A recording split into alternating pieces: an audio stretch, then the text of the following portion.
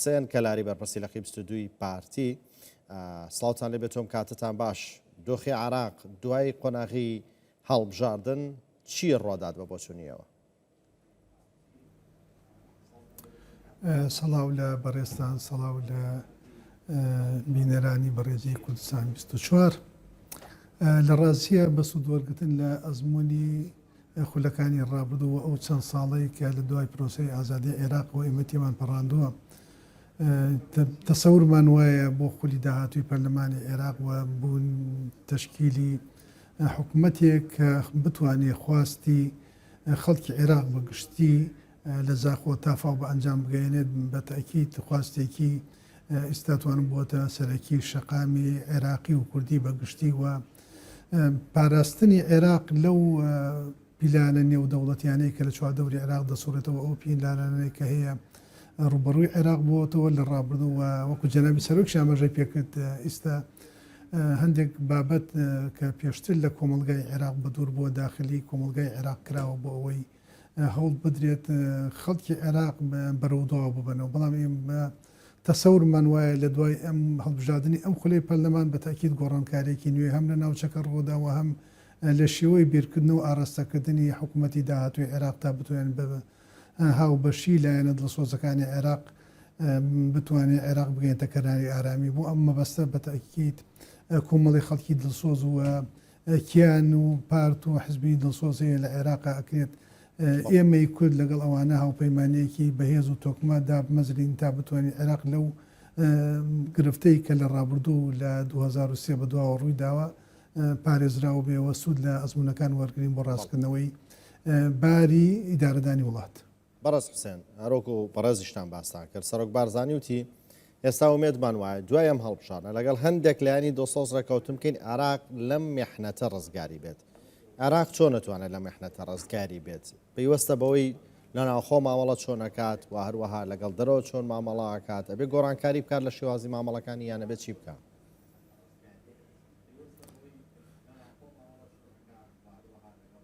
بە تاکید وەکو ئەوەی کە بینیمان لە ڕابردوو یعنی ئەو گۆڕانکاریانەی کە لە ناوچەی دەوروبەری عێراق ڕوویداوە کاریگەریەکانی شەڕی حەماس و ئیسرائیل کاریگەری شەڕی 12 ڕۆژەی ئێران ئیسرائیل و ئەو ڕووداوانەی کە لە لوبناان و لە ئێمە ڕووەدا دەبێ عێراق بیل لەوە بکاتەوە کە بەرەو چارەنووسێکی باشتر هەنگاو بنابوو ئەمە بەستە وەکو جەنابی سەرۆکش ئاماژەی پێکرد بە تاکید خەڵکی دڵسۆز زۆرن لە عێراقوە خەڵکێکەکەی عێراقیانە و نیشتمانیانە بیل لەوەکەنەوە کە داهاتووی ئەم وڵاتە زەمان بکەن واتە لەو گرفتانەی کە لە ناوچەکە هەیە بیپارێزن و ئێمەی کوردیش بە تاکید بەشێکی کاریگەر و ئاکتەرێکی سەرەکی ئەبین لە ئەو هەماهنگگی و ڕاستکردنەوەی باریلاری ئیدارەدان لە عێراق بۆیش جەنابی سەرۆک ئاماژە بۆەوەکە بوونی ژمارەیەکی لایەنی سیاسی دڵسۆز لە عێراق ئومێدی ئەوە بەخشەیەکە ئێمە بتوانین لە داهاتوو ئەوەی کە مەبەستە بۆ خزمەتی خەڵکی عێراق بەگشتی وەکو جەنابی فەرمووی ئەندام پەرلەمانی کورد و بە تایبەت پارتیکە چێتە بەغابێ ئەندام پەرلەمانی عێراق بێت لە باشوور بۆ کوردستان هەرموو لە خزمەت خەڵکی عێراق بوون بە تێکڕا و سوود لەو ئەزمونانە وەربگیرێت کە لە بواری ئاوادانکردنەوە و خزمەتگوزاری گشتی لە هەرێمی کوردستان ئەکرێ و ئەو خزمەتگوزاریانە ئاراستە بکرێ بەرەوە هەموو ناوچەکانی عێراق چکە ئێستا عێراق لە ڕووی ناوخۆیشوە لە مەعانات و لە کێشە و گێروگرفتی خزمەتگوزاری ڕۆژانە گرفتارە بۆیە ئێمە لە توانای حکوومەتی هەرێم و پەرلەمانتارانی کوردستان هەیە ئەو ئەزمونە بگوازنەوە بۆ ناوچەکانی تر عێراق و حکوومەتی داهاتوی عێراق سوود لە ئەزمونەکە وەرگێ لە چوارچێوەی ئەو ئەرک و دڵسۆزیەی کە خەڵکی ئێمە هەیەی بۆ خزمەتکردن. گرنگی پەیامی پارتی بۆ قۆناغی دوای هەڵبژاردن چییە؟ وەک ئاماژەم پێکرد ینی هەر لە نووسینەوەی دەستور لە ساڵی 2005 پارتی باوەڕی بە پرەنسیپێکی نەگۆڕە بۆ ئەویش بریتیە لە هاوبەشی و سازان و هاوسەنگی لە بڕیاردان و لە ئەرک و بەرپرسیارەتی واستا ئەو پرەنسیپە ئەساسیە لە داهاتوو ئەبێتە ئەساسی هەموو ڕێککەوتنێک لە چوارچێوەی دەستوری عێراق تا بتوانین هەموو مافەکانی خەڵکی عێراق وەکویەک بەدەست بێت و ئەوەی کە لە دەستور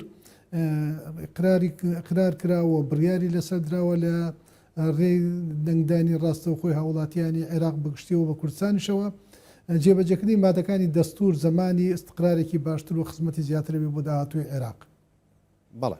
بەڕاست حسێن پارتی ئێستا لەم بانگەشی هەڵبژاردنەیە زۆر زیاتر لە جاران جەخت لەسەر جێبەجێکردنی دەستورە کاتەوە ئەڵێ پێشمەرجیشمان بۆ پێکەنانی حکوومەت هەر جێبەجێکردنی دەستورە وەک خۆی نەک بەوەی کە چیان لە پێویست خۆیان جێبەجێ بکەن لە دەستوراویکەی کە پێویست بێ مەسەن بۆ نەبارەی کوردستان و جێبەجێی نەکەن. ئەو دەڵێن دەنگمان پێ بدەن با بچینە پەرلەمانی عراق و بتوانین دەستور جێبەجێ بکەین بەڵام ئێستا شێگەڵا بێت پارتی هەر نوێنەری هەیە لە پەرلەمانی عراق و بەرپرسی باڵای هەیە لە حکوومەتی عراقدا دەستوری شەر جێبەجێ نەکراوە ئەی ئەم جارە چۆن جێبەجێەکەن ینی لە ڕاستیە ئێمە لە ڕابردوو تا ئەم خولەی کە ئیستا بەرەوە خولی شەشەمی پەرلەمان دەڕۆین ئەزمونێکی تاڵمان هەبووە لەسەر لەگەڵ کار بەدەستانی باڵای عێراق و ئەوان ئامادە نەبوون دەستور جێبەجێ بکەن بەڵام ڕەنگە ناکۆکی ناوخۆی ئەوان و بەشێکشی ئەگەرێتەوە بە ناکۆکیەکانی تری خەڵکی کوردستان و لە لیستە پەرلەمانتاریەکان چکە بەداخەوە هەندێک لە لیستەکان بوونە چاوساغی نێرانی کورد لەوەی کە یاسای پێویست دەرنەچێ بۆ چەسپاندنی ماف و امتیازاتی خەڵکی کوردستان و ئەو مافانەی کە لە دەستور لە چوارچێوەی دەستوری عێراقەوە کامەژەم پێکرد بریاری لەسەر دراوە زیاتر لە 57 مادەی دەستوری تا ئێستا کە پەیوەستە بە امتیازات و مافی خەڵکی کوردستان بەگشتی بە هۆکاری جۆرا و جۆر و کامەژەم پێکرد بەشێکی بەداخەوە چاوساغی هەندێک خەڵکی ناوخۆی خۆمان وە باوەڕ نەبوون بە پرۆسی دیموکراسی لەلایەن هەندێک کاربەدەستان و دەسەڵاتدارانی عێراق و هۆگر بوون بۆیە ئێمەڵێن پارتی دیموکراتی کوردستان ئەگەر بەهێزەوە بڕاتە پەرلەمانی عێراق و هەندێتەکەش ئەوەیە کە داکۆکیەکەین لەسەرەوەی کە زۆرترین کاندیدەکانی لیستی 275 پارتی دیموکراتی کوردستان سەرکەوتن بەدەست بێن و ببنە پەرلەمانتار بۆ ئەوەی بتوانن فشارێکی زیاتر بخەنە سەر دەسەڵاتدارانی عێراق و وەکو ئاماژەم پێکرد هەتا لە تەشکیلی حکوومەتی داهاتووی عێراق ئێمە بە سوود وەرگتن لەو ژمارە کورسیە زۆرێک کە تەوقعەکەین و ئیشەڵا پاڵپشت و دەستورین بە خەڵکی دڵسۆزی کوردستان بەو ژمارە کورسیەوە ئەتوانین داهاتوویەکی باشتر زەمان بکەین بۆ خەڵکی کوردستان و عێراق بەگشتی وەکو باسم کە دێمەتانانە دامادەین